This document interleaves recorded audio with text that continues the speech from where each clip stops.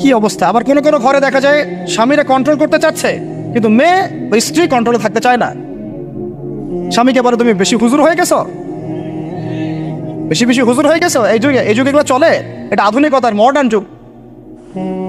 এই করতে করতে আমার স্ত্রীকে আমি এইসব করতে দিব না। ওর ক্ষমতা আছে, করবে, করলে ওকে আমি তালাক দিয়ে রেখে দেব, শেষ, সোজা কথা। ও আমরা এভাবেই কথা বলি বাসায়, এক কথায় চলবা, এক কথায় উঠবা, এক কথায় বসবা, দ্বিতীয় কথা যেন বলতে না হয়। একদিন একটা ইস্যু নিয়ে মানে ঝগড়া তুল কালাম হয়ে গেল। আমি রাগ কন্ট্রোল করতে পারলাম না। বলছিলাম যে হাত মোজা ভালো করে পড়তে। হাত কথা বলার সময় দেখেন, যদি আমি হাতে ভাবে উঁচু করি দেখা যায় এতটুকু। আমি বাসায় গিয়ে বলছিলাম যে হাত মোজা খুব ভালো করে এই পর্যন্ত পড়তে। এইটুক নিয়ে মনে হয় আমি 10 মিনিট ছাড়িয়ে দিছি, মানে বকা দিছি আর কি।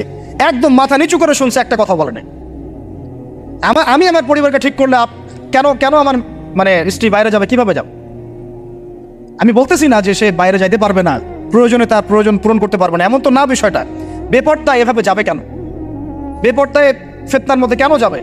আমার মেয়ে, আমি জন্ম দিলাম, আমি বড় করতেছি, আমি খাওয়াই বলতে মানে কি, আমরা উপার্জন করে আমরাই খেতে খাওয়াই নাকি? আমরা ওসিলা না রিজিকের, আমরা কামাই রোজগার করে নিয়ে আসি। আমি খাওয়াই বলতে বোঝাচ্ছি আমরা কামাই রোজগার করে নিয়ে আসি, আমাদের ভালোবাসা দিই, মহব্বত করি, তিলে তিলে আদর মহব্বত দিয়ে বড় করি। আমার মেয়ে কেমন করে বাইরে যায়? কেমন করে বাইরে যাবে? কোন সাহসে যাবে? আমি বাবা হয়ে বেঁচে থাকতেও কিভাবে যাইতে পার? গেলে ওকে একদম খাওয়ার বন্ধ করে দিবে। আমার ছেলে বালেগ হয়েছে, নামাজে যাবে না কেন? যাবে না কেন? যদি না যায় আমি ওর খাওয়া বন্ধ করে দিব। শাসন করতে হবে সবসময়, কিন্তু মিষ্টি কথা চিরা ভিজে না। আল্লাহ পাক কোরআনের মধ্যে হেদায়েত দিতে উৎসাহিত করেছেন, এখানেই আবার আইনগুলো নাজিল করেছেন। মানে সবসময় মানুষকে দাওয়াত দিয়ে বুঝিয়ে সুঝিয়ে কাজ হয় না, মাঝে মাঝে পিটানো লাগে না? শাসন লাগে না? লাগে। আমরা যদি আমাদের পরিবারের মেয়েদেরকে নিয়ন্ত্রণ করতে পারি, ছেলেদেরকে নিয়ন্ত্রণ করতে পারি, দেখবেন আস্তে আস্তে ইনশাআল্লাহ এটা কমে গেছে। আর যদি এভাবেই গা ছাড়া দিয়ে দেন, আমি বলেছি বেশি দিন লাগবে না, আর 10টা বছর পরে নাউজুবিল্লাহ আমরা আশ্রয় চাই আল্লাহর কাছে, এমনটা যেন না হয়। দেখবেন যে এটা এমন হারে বেড়ে গেছে যে ঘরে ঘরে সমকামিতা ঢুকে যাইতে পারে, নাউজুবিল্লাহ। এই তাদাত, এই সংখ্যা দিন দিন বাড়তেছে। আপনাদের শহরে, আপনাদের এই অনেক এই যে এখানে আমি অনেক মাহফিল করেছি, অনেকেই আমাকে চিরকুট দিয়েছিলেন যে ভাই এখানে সমকামিতা বেড়ে যাচ্ছে, এই বিষয়ে কিছু বললেন। চিন্তা করেন, ভিতরে ভিতরে এগুলো চলতেছে, হোটেলে চলতেছে। আপনারা ভালো মানুষে যে বসে থাকলে হবে না, এত ভালো মানুষ হতে আল্লাহ পাক বলেন নাই। আল্লাহ পাক বলেছেন সৎ কাজে আদেশ করো, অসৎ কাজে কি করো, নিষেধ করো। এবং আপনি আপনার জায়গায় আল্লাহ বিরোধী কোনো কিছুকে প্রশ্রয় দিবেন না। ব্যাস, সরকার কোথায় যায় যাক, প্রশাসন কি করে করুক, ওটা আমার দেখার দরকার নেই। আমি আমার জায়গা থেকে আল্লাহ এবং রাসূলের বিরুদ্ধে কোনো কাজ করব, সিম্পল। এই যে ইতিহাসটা ওরা জানতো না, এই সেন্ট ভ্যালেন্টাইন্স ইতিহাসটা বলো, ওরা জানে এই যে কত সালে এটা বাংলাদেশে আসছে, ওরা আসলে জানে কে নিয়ে আসলো? দেখেন, ওটা বললামই, ওটা আনার পরে জেনা, ব্যভিচার, ফ্রি মিক্সিং, বাণিজ্য সব বেড়ে গেল। এটাকে কেন্দ্র করে কর্পোরেটরা এখন বাণিজ্য করতেছে। শুধুমাত্র এই দিবসে শোনেন, আর এগুলো বলতে চাইনি, আমি বলতে বাধ্য হচ্ছে, শুধুমাত্র এই দিবসে কোটি কোটি টাকার কন্ডম বিক্রি হয়, জানেন? এটা শুধু কয়েকটা কান্ট্রির পরিসংখ্যান। সারা বিশ্বের পরিসংখ্যান দিলে তো আপনার চোখ কপালে উঠে যাবে। কি হচ্ছে আর কি হচ্ছে না। যেখানে আল্লাহ রাব্বুল আলামিন বলছেন চোখ নিচু করো, কাছেও যেও না, ওটা তো কোরআনে পড়ে থাকলোই, ওটাকে লঙ্ঘন করে জেনা হচ্ছে, ব্যভিচার হচ্ছে, অবৈধ সম্পর্ক হচ্ছে, প্রচুর ধর্ষণ হবে কালকে। আর ধর্ষণ হলে আমি বলবো শুধু ছেলেটা দায়ী না, মেয়েরাও দায়ী আছে। তোমাকে মাহরাম ছাড়া কে বের হইতে বলছে? মাহরাম ছাড়া একটা মেয়ের হজ ফরজ না। মনে করেন আপনার ঘরে একজন মহিলা আছেন যার মাহরাম নাই, তার উপর হজই ফরজ হয় নাই। মাহরাম ছাড়া যার হজই ফরজ হয় না, তাকে মাহরাম ছাড়া এভাবে হোটেলে একটা ছেলের সাথে বাইকে যেতে কে বলছে?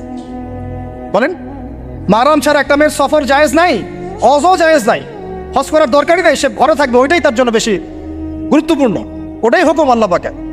আর সে মাহরাম ছাড়া এইভাবে এখানে ওখানে ঘুরে বেড়াবে, ছেলের সাথে আড্ডাবাজি করবে, টাঙ্কি মারবে, চটপটে ফুচকা খাবে, এরপর 4টা-5টা ছেলে মিলে ধর্ষণ করে দিলে সব ছেলে দোষ ওই ছেলের উপর আসবে? আমার তো মন চাই যে প্রথমে আগে এই মেয়েগুলোকে শাস্তি করি। হ্যাঁ, ছেলেগুলোকে তো করবোই, আগে মেয়েগুলোকে করে। শুধুমাত্র ওয়াজ নসিহত করে কাজ হবে না, সবাইকে কঠোর হতে হবে। আপনি আমাকে বলেন তো দেখি, আপনার মেয়ে কোন একটা ছেলের সাথে অবৈধ সম্পর্ক করেছে, আপনি কি এটা মেনে নেবেন? আপনারা যে কেউ হন, এখানে অনেক প্রশাসনের ভাই আছেন আমি জানি, ঊর্ধ্বতন কর্মকর্তাও আছে এখানে, আমি জানি। এখানে আমার লেকচার রেকর্ড হচ্ছে, এটা আমি জানি। আর আপনি আমাকে বলেন বা আপনার সিনিয়রদেরকে বলান এই কথাগুলো মেসেজ পৌঁছান, তাদের ঘরে যদি তাদের মেয়ে কোনো ছেলের সাথে অবৈধ সম্পর্ক করে, তারা কি মেনে নিবে? তাদের মেয়েকে যদি কেউ ধর্ষণ করে, তারা কি মেনে নিবে? আপনার ছেলেটা যদি সমকামী হয়, আপনি কি মেনে নেবেন? আপনার বাসায় যদি কালকে একটা ছেলে এসে বলে যে আপনার মেয়ে এসে বলে যে বাবা আমি ওকে ভালোবাসি, ওর সাথে বিয়ে করার আগে আমি যৌন সম্পর্ক করে ফেলছি, আপনি কি মেনে নেবেন? আপনি যদি জানতে পারেন কালকে আপনার মেয়ে গর্ভবতী হয়ে গেছে, আপনি কি মেনে নেবেন? আপনি যদি জানেন কালকে আপনার ছেলে আপনাকে এসে বলছে বাবা আমি একটা ছেলেকে নিয়ে আসছি, ও ছেলেটা আসলে বাইরের ছেলে, ভিতরে ভিতরে মেয়ে, তাই আমরা বিয়ে করে ফেলছি, আপনি কি মেনে নেবেন? তো এটা নবী সাল্লাল্লাহু আলাইহি ওয়াসাল্লামের ফিলোসফি ছিল। একজন সাহাবী এসে বলেছিলেন ইয়া রাসূলুল্লাহ আমি ইসলামের সব মানতে প্রস্তুত আছি, খালি আমাকে জিনা করার অনুমতি দেন। নাউযুবিল্লাহ। সাহাবীরা রাগ হয়ে গেছেন, এই কার সাথে কি কথা বলো, বেয়াদবি করতে। নবী সাল্লাল্লাহু আলাইহি ওয়াসাল্লাম বলেন দাঁড়াও দেখো তাকে ছাড়ো, আমি বুঝাচ্ছি। নবীজি তখন বললেন দেখো তুমি যে প্রস্তাবটা আমাকে দিলা, ইসলামের সব তোমার ভালো লাগে কিন্তু জেনা করতে চাচ্ছ, তো এখন বলো তো দেখি তোমার মায়ের সাথে কেউ যদি এমন করে তুমি কি রাজি হবা? সে বলছে না। তোমার খালার সাথে করলে না, তোমার বোনের সাথে না, তোমার স্ত্রীর সাথে না। তাহলে যেটা তুমি অন্যের ক্ষেত্রে চাচ্ছ না, পছন্দ করো না, সেটা কেন তুমি তোমার ক্ষেত্রে চাচ্ছ? এভাবে চিন্তা করলে আমাদের আর কথা বলার দরকার আছে? আল্লাহ পাক আমাদের সবাইকে কথাগুলো বোঝার তৌফিক দান করেন। সবচেয়ে বেশি ভালোবাসেন, মহব্বত করেন আমাদেরকে আমাদের রব। কে ভালোবাসে আমাদেরকে? আল্লাহ ছাড়া আসলে ভালোটা বাসেই বাকে। আমরা যে পবিত্র সম্পর্কের কথাও বললাম, এই যে স্বামী স্ত্রীর সম্পর্ক, স্বামী স্ত্রীর মধ্যে মহব্বত, পবিত্র সম্পর্ক, এটা হালাল বৈধ, আল্লাহ পাক বৈধতা দিয়েছেন, কারণ আমাদের প্রবৃত্তির চাহিদা আছে। এই চাহিদা পূরণের জন্য আল্লাহ পাক আমাদেরকে হালালভাবে বিয়ে করতে বলেছেন। সমাজ বিয়েটাকে কঠিন করে ফেললো আর জেনাটাকে সহজ করে ফেললো। বিয়ে কঠিন হয়ে গেল, এরা এখন বিয়ে করতে পারবে না চাইলে। 21 বছর না 20 বছর বয়স হলে সে বিয়ে করতে পারবে না। 20 বছর একটা ছেলে আগামীকাল এই তথাকথিত ভালোবাসা দিবস পালন করতে পারবে, জেনা করতে পারে। কেউ বলার কিছু নাই, কেউ বলার নাই, কেউ দেখার নাই, চলছে মানে এভাবেই চলছে। সমুদ্রের পানিতে ভেসে গেছি আমরা। একটা মেয়ের বয়স 17 বছর, সে কালকে জেনা করবে। অগণিত মেয়ে কালকে 17 বছরের মেয়ে জেনা করতে পারে, আল্লাহ হেফাজত করুন। কিন্তু এ এখন বিয়ে করতে পারবে না। বিয়ে করতে গেলে সমস্যা। তাহলে চিন্তা করেন, পয়সার এক পিঠ যদি আপনি দেখান, অপর পিঠ দেখতে হবে। এক পিঠে যদি এই সমস্যা হয়, অপর পিঠে কি পড়তে সেটা দেখতে হবে, আমাকে বুঝতে হবে। বিয়ে কঠিন হয়ে গেল, জেনা সহজ হয়ে গেল।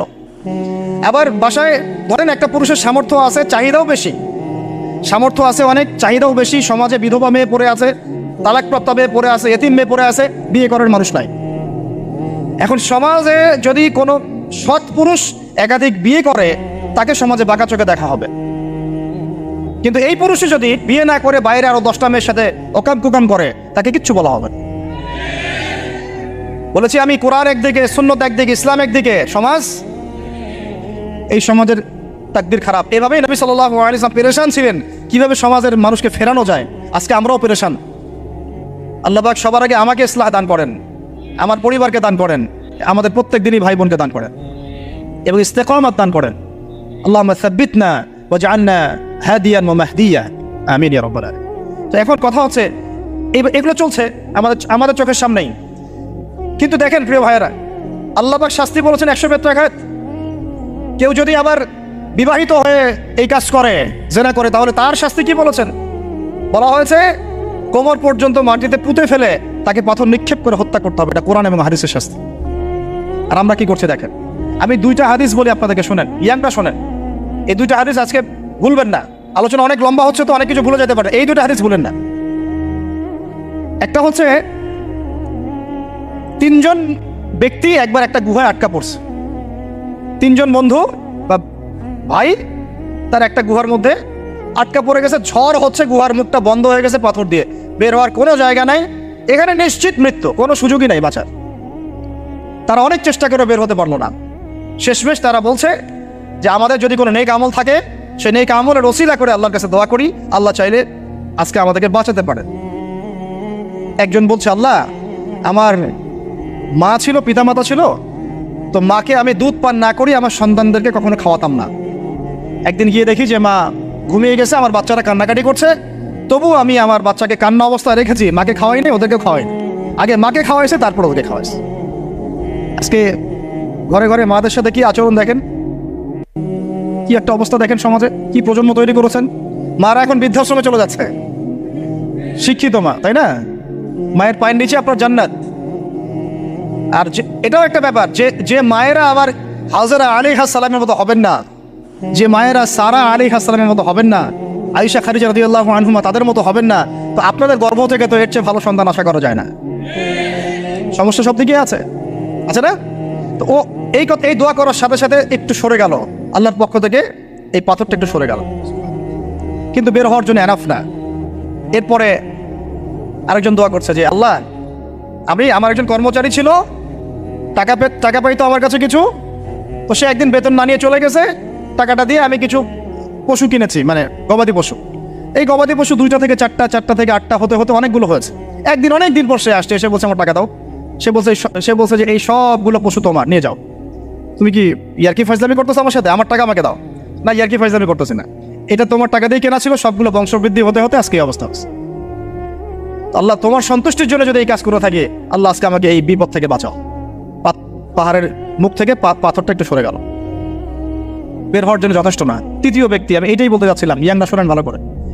তৃতীয় ব্যক্তি সেজদায় পড়ে আল্লাহকে বলছে, হাত তুলে আল্লাহকে বলছে, আল্লাহ, আমার একজন খুব সুন্দরী চাচাতো বোন ছিল, কাজিন, আমি তাকে পাইতে চাইতাম। বুঝেন না? পাইতে চাইতাম মানে কি? তাকে পেতে চাইতাম, অফার করতাম, সে রাজি হয় না। একদিন সে বলল যে 100 স্বর্ণমুদ্রা দিতে পারলে আমি রাজি, 100 স্বর্ণমুদ্রা দিতে পারলে আমি রাজি। এখন তো এদেরকে স্বর্ণমুদ্রাও দেওয়া লাগে না, এমনিই রাজি নাকি? জেনা করার জন্য কি এমনিই রাজি?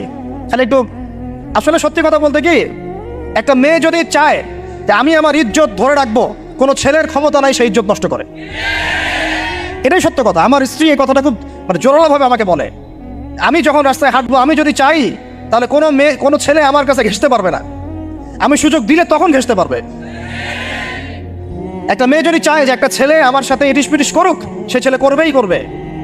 একটা মেয়ে যদি চায় যে একটা ছেলে আমার পর্যন্ত আসতে পারবে না, আমি আমার ব্যক্তিত্ব গায়রত বজায় রাখবো, আমি ডিস্টেন্স মেনটেন করবো, আমি কোনো সুযোগ দিব না, ছেলে সুযোগ পাবে না কখনো।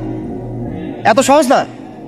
সর্বোচ্চ তখন কি করতে পারে, ধরে 10 জন মিলে ধরে ওকে জোর করে তার সাথে কিছু করতে পারে। ওরকম কিছু করলে তো আল্লাহর গজব নেমে আসবে। ওই যে সারা আলাইহিস সালামকে তুলে নিয়ে গিয়েছিলেন একটা বাদশা, মনে নেই আপনাদের? সারা আলাইহিস সালামকে একটা বাদশা এরকম উঠাই নিয়ে আসছে। আর সারা আলাইহিস সালাম সবচেয়ে সুন্দরী মেয়েদের একজন ছিলেন পৃথিবীর ইতিহাসে, ইব্রাহিম আলাইহিস সালামের স্ত্রী। তখন তিনি হাত বাড়াচ্ছে তার দিকে ধরার জন্য, আর সারা আলাইহিস সালাম তখন বলছে, দাঁড়ান, আমাকে 2 রাকাত নামাজ পড়তে দেন। 2 রাকাত নামাজ পড়ে তিনি আল্লাহর কাছে হাত তুলে বলে, আল্লাহ, তুমি জানো আমি আমার সতীত্ব, আমার ইজ্জত, আমার সম্মান আমার স্বামী ছাড়া আর কারোর সামনে কখনো প্রদর্শন করি নাই। আজকে এই জালেমের হাত থেকে আল্লাহ তুমি আমাকে বাঁচাও। ওইদিকে ইব্রাহিম আলাইহিস সালাম নামাজে দাঁড়িয়ে গেছেন। ওই জালেম বাদশা যখনই হাত বাড়ায়, হাত অবশ হয়ে যায়, মাথা ঘুরে পড়ে যায়। 3বার 4বার চেষ্টা করেছে, তারপর পারে নাই। শেষে বলেছে, তোমরা আমার কাছে কাকে নিয়ে আসছো, নিয়ে যাও এটা আমার সামনে থেকে। পরে উল্টা হাজরা আলাইহিস সালামকে হাদিয়া সহ দিয়ে পাঠিয়ে দিয়েছে। একটা মেয়ে চাইলে তার ইজ্জত সম্মান এভাবে রক্ষা করতে পারে। তোমরা জেনায় ছেলেরা লিপ্ত করেছে, কারণ তোমরা চেয়েছো বলেই করতে পারছো। তুমি ফিতনা না ছড়াতা, তুমি বেহায়ের মতো বাইরে বের না হতা, তুমি তোমার চুল খোলা না রাখতা, তুমি তোমার পোশাক ঠিক রাখতা, তোমার কথা ঠিক রাখতা, তোমার কথার মধ্যে শক্তি রাখতা, মিষ্টি মিষ্টি প্রলোভন দিতা না, বাইকের পিছনে বসতা না, চটপটি ফুচকা খাটতা না, এখানে ওখানে আড্ডা মারতা না, কোনো ছেলে তোমার কাছে আসতে পারতো না। তোমরা এই কাজ করেছো, ছেলে আসতে পেরেছে। আপনারা তো কিছু হইলে ছেলেদেরকেই দোষ দেন। ছেলেরা তো এমনি আকর্ষিত হবেই। আমি একজন ছেলে হিসেবে বলতেছি, এটা না তো বিষয়টা। একটা ছেলের ফিতরত এটা, যে তার কাছে সবচেয়ে সুন্দর মনে হবে একটা মেয়েকে। এটা একটা ছেলের ফিতরত, স্বভাব ধর্ম, এটা চুম্বকের মতো আকর্ষণ করবে। আর এর উপর যখন আপনি এটাকে ফ্রি অ্যাক্সেস করে দিবেন, লাইসেন্স করে দিবেন, বেপর্দায় বের হবে, গায়ের জামা কাপড়ের ঠিক নাই, হ্যাঁ, তারপরে কথাবার্তা মিষ্টি মিষ্টি প্রলোভিত টানতেছে, সিডিউস করতেছে, তখন তো একটা ছেলে মিসগাইডেড হইতেই পারে, স্বাভাবিক। ছেলেরও দোষ আছে, কিন্তু অবশ্যই এখানে মেয়েরও দোষ আছে। আমরা তো অনেক সময় ঢাকা শহরে দেখি রাত 10টা 12টা বাজতেছে, আমরা মাহফিল করে যাচ্ছি, কোনোদিন বাসায় ফিরতে 1টা 2টা 3টাও বাজে। রাত 3টার সময় ছেলে মেয়ে বাইকে করে ঘুরতেছে ঢাকা শহর। ওই মেয়েটার কি বাসায় বাবা নাই, ভাই নাই, কোনো স্বামী বা কেউ নাই, মারাম কেউ নাই? আমরা সুযোগ দিচ্ছি বলেই তো আমাদের ঘর পর্যন্ত ঢুকতে পারছে। সবার আগে মেয়েদেরকে শক্ত হইতে হবে। আর মেয়ের বাবা যারা, আমি তো নিজেও মেয়ের বাবা, আমরা বাচ্চাদের সাথে সময় কাটাই আর ভাবি যা কী যে হবে ভবিষ্যতে আল্লাহ ভালো জানেন। কিভাবে মেয়েকে মানুষ করব, কিভাবে সতীত্ব রক্ষা করবে আমাদের মেয়েরা। যা চলতেছে অনেক মাদ্রাসার মেয়ে পর্যন্ত নষ্ট হয়ে গেছে। আপনারা জানেন না তো, আমরা জানি কথায় মাদ্রাসায় পড়ুয়া বহু মেয়ে নষ্ট হয়ে গেছে। যতদিন পর্যন্ত এদের হাতে মোবাইল ফোন ছিল না, ইজ্জত ঠিক ছিল। মোবাইল ফোনটা যখনই ঢুকেছে ইজ্জত নষ্ট হয়ে গেছে বহু মেয়ের। আমি এরকম জানি, বলতে চাচ্ছি না। যাই হোক, ওই জায়গায় আসেন, ওই ছেলেটা তখন 100 স্বর্ণমুদ্রা অর্জন করেছে, কষ্ট করে আর্ন করেছে। যে আপনাদেরকে বলে যে নিজের পায়ে দাঁড়াও, তারপরে তোমার সাথে রাজি। সে অনেক কষ্ট করে 100 স্বর্ণমুদ্রা অর্জন করে মেয়ের কাছে গিয়েছে। চাচাতো বোনকে বলেছে যে স্বর্ণমুদ্রা নাও, এখন বলো তুমি রাজি না। সে মেয়ে বলছে হ্যাঁ ঠিক আছে। তো এখন দুজনের মধ্যে যা হওয়ার তাই হচ্ছে, অ্যাডাল্ট আপনারা সবাই বুঝেন। কিন্তু এখন মূল যে কাজটা, স্বামী স্ত্রীর যে মূল মিলন, এই মিলনটা করার জন্যে সেই ছেলেটা বসছে।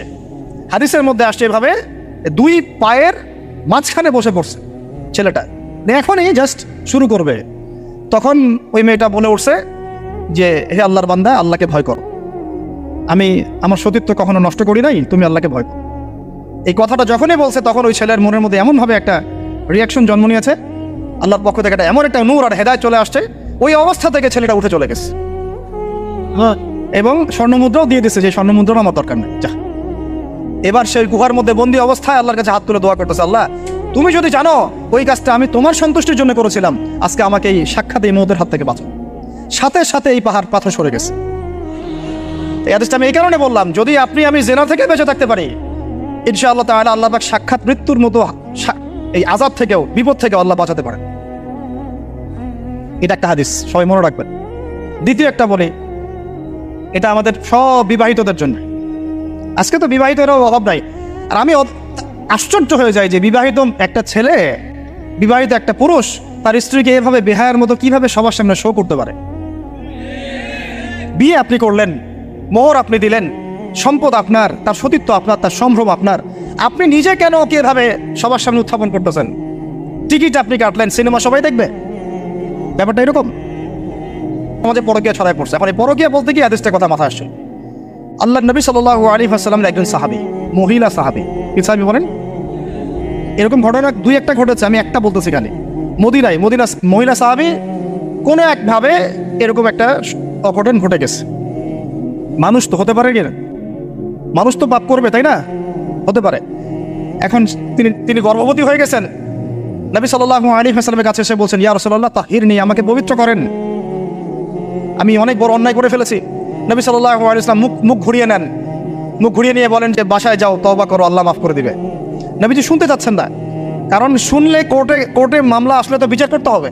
তিনি বলছেন যে বাসায় যাও, বাসায় যা আল্লাহর কাছে ইস্তেগফার করো, আল্লাহ মাফ করে দিবে। আবার এদিক দিয়ে ঘুরে আস, ইয়া রাসূলুল্লাহ আমাকে পবিত্র করেন, আমি অন্যায় করে ফেলেছি। এভাবে কয়েক দফার পরে নবীজি বলছেন, তুমি কি অন্যায় করেছো? এমন কোনো কাজ কি তুমি করেছো? সুরমা দানিতে সুরমা নেয়ার সময় আমরা যেভাবে নেই, এরকম কোনো কাজকে তুমি করেছো? মানে উনি শব্দটা উচ্চারণ করলেন না মুখ দিয়ে, একটা এক্সাম্পল মিসাল দিয়ে বুঝালেন, তুমি কি এরকম কোনো কাজ করেছো? অ্যাডাল্ট্রি কোনো কাজ করেছো? তো তিনি বলছেন, হ্যাঁ আমি গর্ভবতী হয়েছি। নবী সাল্লাল্লাহু আলাইহি ওয়াসাল্লাম আমার বিচার করে দেন। তিনি বলছেন যে বাসায় যাও, আগে সন্তান জন্ম দাও, তারপরে দেখা যাবে। সন্তান জন্ম হলো, সেই মহিলা আবার এসেছেন, সাহাবী, ইয়া রাসূলুল্লাহ আমার বিচার করে দেন। বলছেন সন্তান জন্ম হয়েছে, হ্যাঁ, এখন সন্তান কি করে? দুধ পান করে, করাও, তারপরে বিচার করে দেন। 2 বছর দুধ পান করা শেষ, সন্তান এখন শক্ত খাবার খেতে পারে, কোলে করে সন্তানকে নিয়ে আসছেন। নবী সাল্লাল্লাহু আলাইহি ওয়াসাল্লামকে বলছেন যে ইয়া রাসূলুল্লাহ, এই যে আমার বাচ্চা দেখেন খেতে পারে, এখন একে আমার বিচার করে দেন। দেখেন তাদের পরকালের কনসেপ্টটা কেমন ছিল, তাদের পরকালের চেতনা কেমন ছিল। এবার নবী সাল্লাল্লাহু আলাইহি ওয়াসাল্লাম বলেন, তোমাদের মধ্যে কে আছো এই বাচ্চার দায়িত্ব নিতে পারো? একজন আনসারী সাহাবী বলছেন, আমি। বাচ্চা তার কোলে দিলেন, দিয়ে বলেন, এই তাকে নিয়ে যাও, নিয়ে গিয়ে অমুক জায়গায় নিয়ে তাকে রজম করো। কি করো? রজম মানে কি ভাই? কোমর পর্যন্ত মাটিতে গেঁথে দিয়ে পাথর নিক্ষেপ করে, এই রজম করতে গিয়ে তার গা থেকে রক্ত ফিনকি বের হয়ে কোনো একজন সাহাবীর, সম্ভবত খালিদ ইবনে ওয়ালিদ রাদিয়াল্লাহু আনহুর জুব্বার মধ্যে গিয়ে লেগেছে। তো তিনি কিছুটা তাচ্ছিল্যের স্বরে একটা বাক্য প্রয়োগ করেছেন, ছি এটা কেমন হলো? হ্যাঁ, মানে মানে কিছু বলেন নাই, জাস্ট একটা রিয়াকশন দিয়েছেন যে নবী সাল্লাল্লাহু আলাইহি ওয়াসাল্লাম এই কথাটাই বলতে চাচ্ছি আমি। তিনি বলেছেন, হে খালিদ, তুমি থামো, তুমি তাকে এভাবে করো না, আন্ডারস্টিমেট করো না। এই নারী এই অপরাধ করার পরে যে পরিমাণ ইস্তেগফার করেছে, আল্লাহর কাছে তওবা করেছে, তার একার তওবা যদি মদিনাবাসীর মধ্যে ভাগ করে দেওয়া হয় তাও কম হবে। এই ঘটনা একটা ঘটেছে, আরেকজন সাহাবীর সাথে ঘটনা ঘটেছে, পুরুষ সাহাবী। নবীজি বলেছে, তোমরা তাকে তাচ্ছিল্য করো না, কারণ আমি দেখছি সে এখন জান্নাতে সাঁতার কাটতেছে। আর আমরা এই যে পরকিয়া, দেখেন পরকিয়া করলে, পরকিয়ার মাধ্যমে কেউ যদি ব্যভিচার করে ফেলে, নাউযুবিল্লাহ আউযুবিল্লাহ, তাহলে এই পৃথিবীতে বাঁচার অধিকারটা সে হারায় ফেলে। পৃথিবীতে কি হয়? বাঁচার অধিকারটা সে হারায় ফেলে। ঠিক কেউ যদি সমকামিতা করে, এই পৃথিবীতে বাঁচার অধিকারটা সে হারায় ফেলে। নবীজি স্ট্রেট বলেছেন, ফাকতুলুল ফাইলা ওয়াল মাফউলা বিহি, যে করবে যার সাথে করা হবে দুটাকেই হত্যা করে ফেলো। কেউ যদি ধর্ষণ করে, বাঁচার অধিকারটা হারায় ফেলে। কিছু পাপ আছে যেগুলো করলে তওবা ইস্তেগফার করা যায়, আল্লাহ হয়তো মাফও করে দিবেন, কিন্তু পৃথিবীতে বাঁচার অধিকারটা মানুষ হারায় ফেলে। এইটাকে আমরা এইভাবে প্রমোট করতেছি এখন। কে কে এগুলো নিয়ে মানে ফিকির করে? এখন মনে করে যে এটা তো আধুনিকতা। অনেকে ওয়াইফ, একটা শব্দ আছে ওয়াইফ সুইপিং, একজনের ওয়াইফকে আরেকজনকে দিবে, ওর ওয়াইফকে সে নিবে, রাত কাটাবে, নাউযুবিল্লাহ। এটা পশ্চিমা সভ্যতা থেকে আসতেছে, জানেন? চোখ কান খোলা রাখেন। আমরা নিজের অনেক বক ধার্মিক সাজার চেষ্টা করতেছি, কিন্তু সমাজটা নষ্ট হয়ে যাচ্ছে। এটাকে সংস্কার করার দায়িত্ব আমাদের। এর উপরে তো আবার বাণিজ্য আছে, মানে এটা তো বাণিজ্যিক একটা প্ল্যাটফর্ম হয়ে গেল। যত বেশি পারো বাণিজ্য করো। এটা উপলক্ষে অমুক ছাড়, এইটা উপলক্ষে তমুক, এইটা উপলক্ষে অমুক নাটক, এটা উপলক্ষে অমুক গান, এই উপলক্ষে অমুক সিরিয়াল, এই উপলক্ষে অমুক টেলিফিল্ম। এই যে বাণিজ্য, এগুলো কিন্তু কর্পোরেট জগতে যারা থাকে, এই কর্পোরেট সেকশনের মানুষের একটা বাণিজ্য। একটা দিবসকে উৎসব কেন্দ্র করে বিশাল একটা বাণিজ্য করে আপনার ঈমান আমল কোথায় যায়? কোর পকেটে টাকা আসলেই হই। আল্লাহ রাব্বুল আলামিন আমাদের সবাইকে এই চলমান জাহেলিয়াতগুলোর বাস্তবতা বোঝার তৌফিক দান করে। অনেক কথা ভাই, বলতে গেলে অনেক কথা, আর একদিন আর কত কথা বলবো। আমরা দোয়া করি আল্লাহ পাক কক্সবাজার এলাকায় এমন একটা দিনের মার্কাজ আমাদেরকে করার তৌফিক দান করেন, যেখান থেকে ইনশাআল্লাহ দিনের আলো পুরা কক্সবাজার সহ পাহাড়ি পার্বত্য এলাকা ছড়িয়ে পড়বে। সমাজ সংস্কার না করতে পারলে আমরা বাঁচতে পারবো না। আপনাদের মধ্যে যাদের সামর্থ্য আছে, কেউ জমি দিয়ে হলে সাহায্য করেন, কারো যদি সামর্থ্য থাকে অর্থ দিয়ে হেল্প করেন, কারো বুদ্ধি আছে বুদ্ধি দিয়ে, পরামর্শ দিয়ে সহযোগিতা করেন। দিনের স্বার্থে, আল্লাহর জন্য, তার রাসূলের দিনকে টিকিয়ে রাখার স্বার্থে, সমাজের জাহিলিয়াতগুলো দূর করার স্বার্থে দিনই মার্কাজগুলো প্রতিষ্ঠা করার কোনো বিকল্প নাই। অযথা একদিনের মাহফিল দিয়ে আমি আসলাম, চলে গেলাম, 1 বছর আপনার সাথে আমার দেখা নাই, আপনি সমাজ সংস্কার করতে পারবেন না। এভাবে দিন কায়েম হয় না। ইকামতে দিন অনেক কঠিন বিষয়। প্রত্যেক দিন প্রত্যেক রাতের মেহনতের উপর দাঁড়ায় থাকবে ইনশাআল্লাহ। আল্লাহ পাক আমাদেরকে এই বেহায়া দিবসকে বর্জন করার তৌফিক দান করুন। এই পশ্চিমাদের ফাঁদ থেকে আল্লাহ আমাদেরকে বাঁচায় রাখে। আল্লাহ রাব্বুল আলামিন আমাদের সবাইকে যেন এই জেনা, ব্যভিচার, পরকিয়া, তারপরে সুদ, মাদক, সমকামিতা, ট্রান্সজেন্ডার, এই সমস্ত ফিতনা থেকে আল্লাহ আমাদেরকে হেফাজত করেন। আমাদের যুবক যুবতীদেরকে আল্লাহ পাক খাস করে এই চলমানের জাহিলিয়াতগুলো থেকে হেফাজত করেন। আমি প্রত্যেক পরিবারের কর্তা সতর্ক হয়ে যান। প্রত্যেক পরিবারের যে ভাই আছেন, যে বাবা আছেন, সতর্ক হয়ে যান। আপনার পরিবারটাকে আপনি শক্ত হাতে দমন করেন, কঠোরভাবে। দেখবেন ইনশাআল্লাহ অ্যাটলিস্ট আপনার ঘরটা পবিত্র রাখেন। সবাই যার যার পরিবারের দায়িত্ব নেই, ইনশাআল্লাহ দেখবেন সমাজ ঠিক হয়ে গেছে ইনশাআল্লাহ।